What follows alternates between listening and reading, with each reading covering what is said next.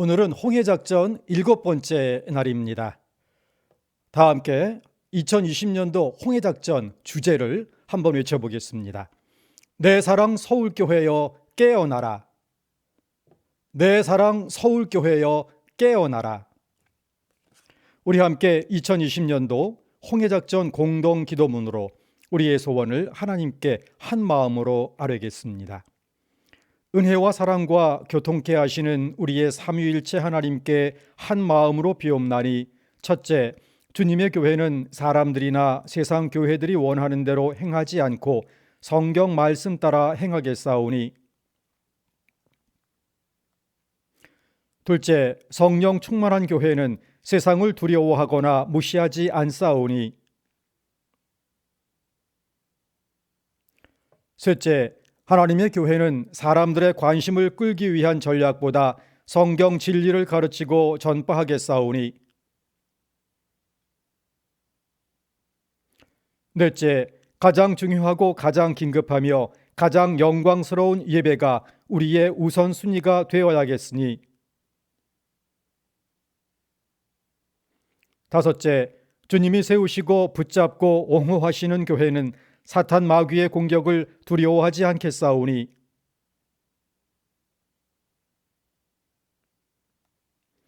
여섯째, 교회의 주인이신 주님의 참뜻을 항상 기억하고 교회의 본질에 충실함으로 질적 헌신을 회복하겠사오니,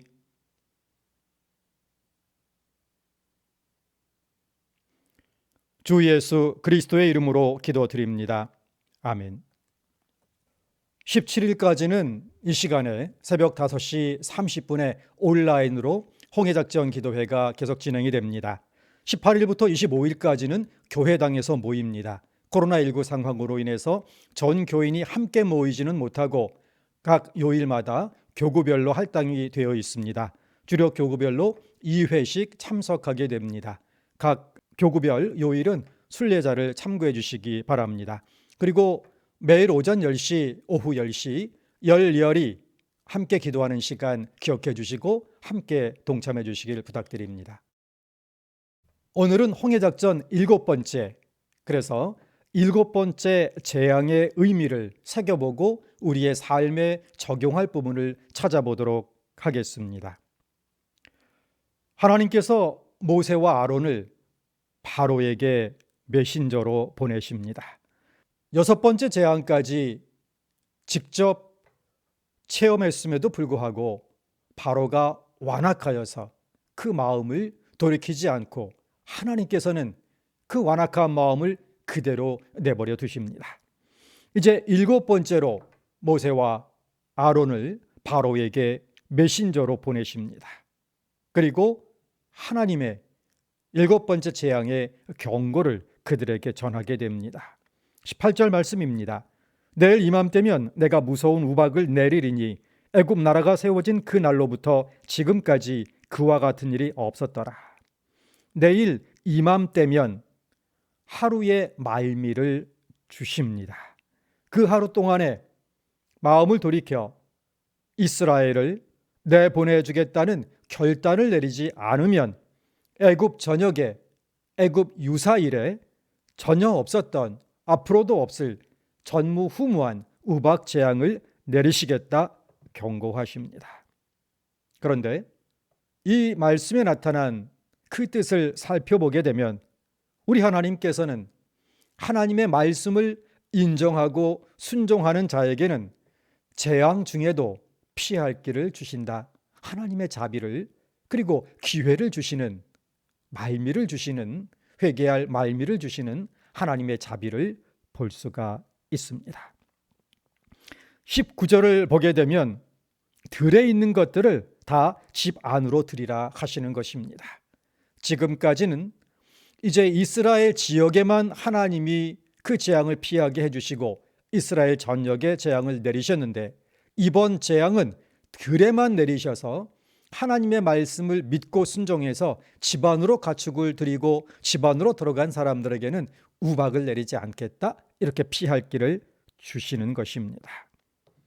재앙의 목적은 하나님 살아계심을, 또 하나님께서 전능하심을 목도하고 깨닫고 그것이 두려워 하나님께서 말씀하시는 바 이스라엘을 해방하라는 그 말씀에 순종하게 하시려 하는 것이지 결코 죄 없이 또 까닭 없이 애굽 사람들을 몰살시키려는 것이 아니다 하는 것이 오늘 본문에 나타난 뜻이기도 합니다.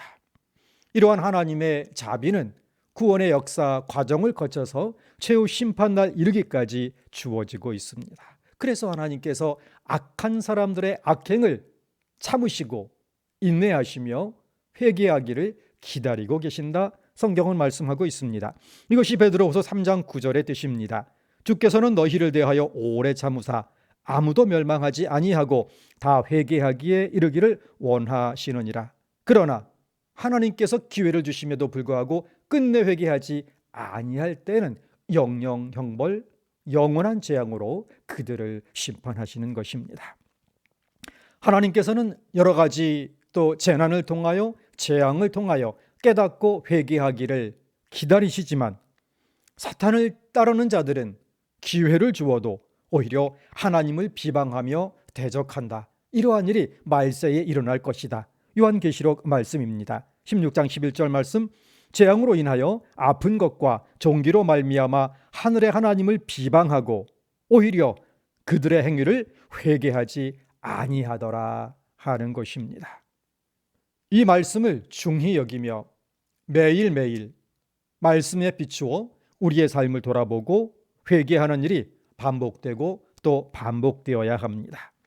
아무리 하나님을 신실하게 믿고 오늘 충성했다 할지라도 그 충성이 오히려 하나님의 뜻을 거스르는 일이 될 때도 있게 되는 것입니다. 그러므로 오늘의 신실함, 오늘의 하나님과 사람의 인정을, 칭찬을 의지하지 말고 매일매일 겸허히 회개하고 또 회개해야 할 것입니다. 이것이 베드로가 우리에게 보여주는 또 전해주는 교훈인 것입니다.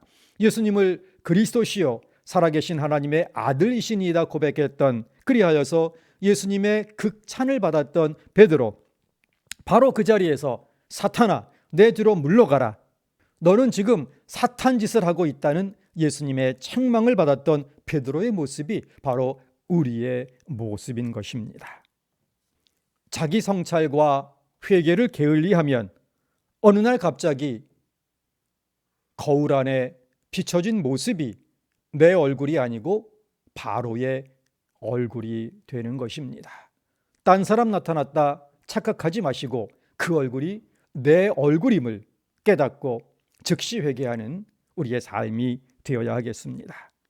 날마다 돌아보고 잘못이 없는지 또 돌아보고 아파하고 회개하며 성찰하는 가운데에 우리는 그리스도의 장성한 분량에 이르게 되는 것입니다. 고린도 후서의 말씀입니다. 하나님의 뜻대로 하는 근심은 후회할 것이 없는 구원에 이르게 하는 회개를 이루는 것이요 세상 근심은 사망을 이루는 것이니라. 진실로 하나님의 뜻대로 살고 있는지, 내가 행하는 일이 하나님의 뜻에 합한 일인지 때로는 근심하며 걱정하며 돌아보고 또 돌아보아야 하는 것입니다. 7번째 재앙의 의미를 다시 살펴봅니다. 애굽 전역 들판에 유사 이래 경험하지 못한 우박 재앙을 내릴 테니 이것을 보고 하나님의 능력을 깨달으라, 이 목적으로 주신 것입니다. 이 지금까지는 이전의 재앙은 이스라엘 백성들이 사는 지역에만 그 재앙을 예외로 피해 주셨지만 이번 재앙은 애굽인들에게도 피할 길을 주셨다, 이미 앞부분을 보았습니다. 그러니 그 우박에 맞아 죽지 않으려면 그 기간 집안에 들어가 있고 들판에 있는 모든 너희가 소중히 여기는 그 가축들은 정말 하나님의 말씀을 믿는다면 이제 내일 이맘때 되기 전까지 모두 다 들판에서 막사로 가축들을 집안으로 이동시켜라, 이렇게 피할 길을 주시는 것입니다. 이렇게 자비를 베풀어 주시는 것입니다. 하나님의 말씀을 두려워한다면 조치를 취할 것이고 무시하면 아무 조치 안 하고 그냥 버티는 것이지요. 어떤 일이 있었는지 20절을 봅니다. 바로의 신하 중에 여호와의 말씀을 두려워하는 자들은 그 종들과 가축을 집으로 피하여 드렸으나 했습니다. 바로의 신하 중에도 양심을 가지고 또 깨달음을 가지고 하나님의 말씀을 두려워하는 자들이 있었다. 그들은 그 말씀 그대로 행했다 하는 것입니다. 이렇게 말씀을 두려워하고 행했던 자들은 보호를 받았습니다. 그러나 하나님을 무시하고 말씀을 무시하고 하나님의 자비를 거절한 자들은 유사일에 전무후무한 이 재앙에 속수무책으로 당하게 되었던 것입니다. 그것이 24절입니다. 우박이 내리는데 불덩이까지 섞여 내리는 것입니다. 그것이 얼마나 심했던지 우박이 내리며 서로 튕기고 튕겨서 또 그것에 불꽃이 일어나고 그리하여서 감당할 수 없는 우박의 재난을 당했던 것입니다. 이제 바로가 보여주는 그 모습, 이 큰 재앙에 대한 바로의 반응은 오늘 우리의 삶이 어떠해야 하는지 또 반면교사로 주어지고 있습니다. 거짓으로 면피하는 자는 더 큰 재앙을 부른다 하는 교훈입니다. 바로는 당황합니다. 그리고 선택을 해야 되는데 어떤 선택을 해도 결국은 바로 입장에서는 손해를 보는 겁니다. 이스라엘을 내보내자니 그 엄청난 노동력 아까운 것이지요. 그리고 전문적인 그들의 축산산업 그것을 포기하는 것이 또한 너무 아까운 것입니다. 그러나 버티자니 점점 더 강해지는 강도가 세지는 재앙에 감당할 자신이 없어지는 것입니다. 둘 중에 하나는 택해야 되는데 어떤 것을 택해도 손해는 보게 되는 것이지요. 지혜로운 사람이라면 하나님을 인정하고 하나님을 택해야겠으나 바로는 자신의 욕심을 버릴 수가 없어서 거짓으로 면피하는 작전을 취해보게 됩니다. 바로의 반응은 바로 나의 모습일 수도 있는 것입니다. 무엇입니까? 일단 현 상황을 모면하고 보는 것이지요. 약속부터 하고 보는 것입니다. 뒤에 지키고 안 지키고는 그 다음에 가서 보자 하는 것입니다. 이런 것을 한자로는 면할 면, 피할 피 해서 면피라고 합니다. 뒷감당은 생각할 겨를도 없는 것이지요. 어떤 사람은 공개적으로 약속을 해놓고도 나중에 잘못인 줄 몰라서 했다 그렇게 면피합니다. 어떤 사람은 공개적으로 경찰 앞에서 각서를 써놓고도 협박받아서 강요로 써서 무효라고 그렇게 면피를 합니다. 나라끼리 맺은 조약도 상황이 달라졌다고 하루아침에 휴지 조각 만드는 것이 오늘날에도 다반사로 일어나고 있는 인간의 모습인 것입니다. 성경이 바로를 비판하고 있는 것은 바로 우리의 모습을 성찰하라는 것입니다. 하나님을 믿는 사람은 면피를 해서는 안 되는 것이지요. 자기가 한 말, 자기가 한 일은 책임을 질 줄 알아야 하는 것입니다. 자기 유익 때문에 면피하고 뒤에 모른 채 한다면 그 사람이 바로 바로이다. 바로보다 못한 인간이다 하는 것입니다. 바로를 통해 우리의 모습을 성찰할 수 있기를 원합니다. 바로를 봅시다. 일단 거짓으로 면피를 해놓고 우박이 그치자 언제 그랬냐는 듯이 본성이 나옵니다. 35절 바로의 마음이 완악하여 이스라엘 자손을 내보내지 아니하였으니 하는 것입니다. 바로는 얕은 꾀를 내어 면피를 하고 스스로 지혜롭다 여겼겠으나 35절 하반절을 보게 되면 하나님께서 이미 예상하고 계셨던 일입니다. 여호와께서 모세에게 말씀하신과 같더라. 이미 이 일이 일어날 것을 모세에게 미리 알려주셨던 것입니다. 성경은 우리에게 이렇게 교훈합니다. 갈라디아서의 말씀입니다. 스스로 속이지 말라. 하나님은 업신여김을 받지 아니하시나니 사람이 무엇으로 힘든지 그대로 거두리라. 속임수로 면피하는 것은 결국 자기를 속이는 것이고 나중에는 자업자득하게 되는 것이니 그 속임수, 그 거짓 괴계의 화는 자신이 당하고 또 그 사람을 따르는 이들이 함께 당하게 되는 것입니다.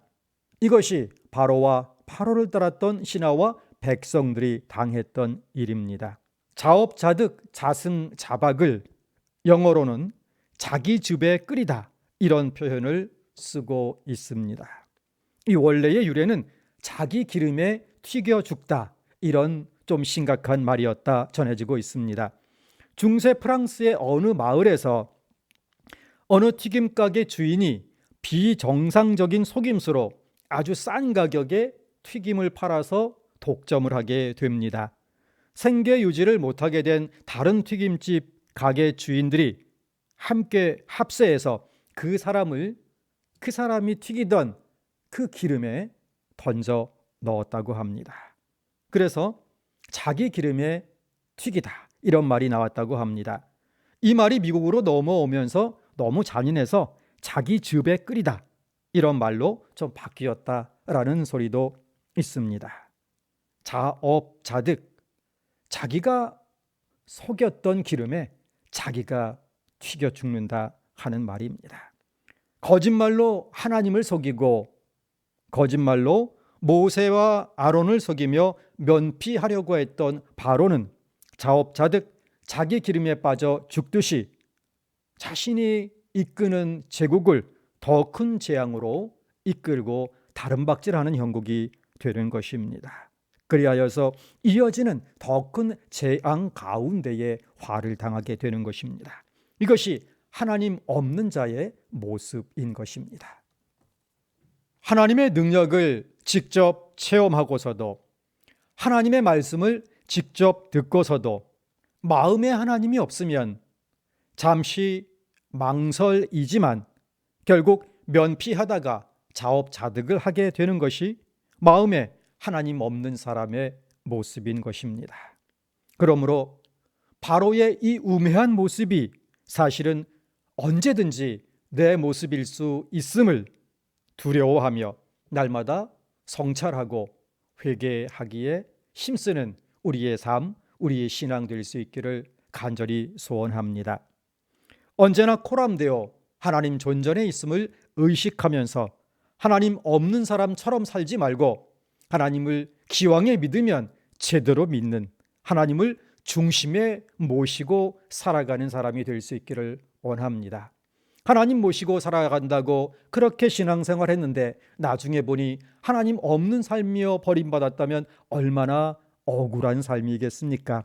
하나님 없는 사람처럼 살지 말고 하나님 중심에 모시고 코람되어 하나님 존전에서 하나님 말씀을 중히 여기며 말씀대로 사는 참된 구원의 복을 누릴 수 있기를 간절히 소원합니다. 그리고 어려운 일이 생길 때마다, 난처한 일이 생길 때마다, 때로는 옳은 일을 하다가 손해를 보아야 하는 그런 결정을 내려야 할 때마다 면피하려 하지 말고, 잠시 모면하려 하지 말고 신실하신 주님 앞에서 감수하며 기꺼이 감내하며 주님을 위하여, 십자가를 위하여 희생하는 길을 스스로 택하는 참 제자의 길을 걸어갈 수 있는 신앙의 용기를 주시기를 기도하며 살 수 있기를 원합니다.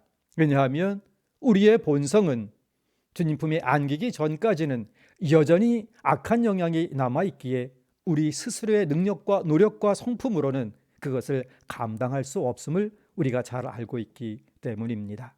손해보는 그런 선택을 하는 것도, 의를 위하여 희생하는 선택을 하는 것조차도 하나님의 인도하심이 없이는 불가능한 것이기에 하나님을 위하여, 하나님의 영광을 위하여, 교회를 위하여 때로는 자기의 여러 가지 유익을 포기하는 결정 내린다 할지라도 이것이 진정 복된 것임을, 하나님께서 주시는, 인도하시는 참 복의 길인 것임을 감사하며 나아갈 때에 하나님께서는 우리에게 예비하신 더 많은 것들로 풍성하게 채워주십니다. 거짓으로 면피하지 않고 신실하고 당당하게 살았음을 주님께 인정받는 우리의 신앙 되기를 간절히 소원합니다. 요한계시록 1장 3절의 말씀입니다. 이 예언의 말씀을 읽는 자와 듣는 자와 그 가운데 기록한 것을 지키는 자는 복이 있나니 때가 가까움이라. 어떻게 이렇게 살 수 있겠습니까? 성령의 인도하심 가운데에 말씀을 읽고 말씀을 듣고 그 말씀을 지켜나가고자 할 때에 가능한 것입니다.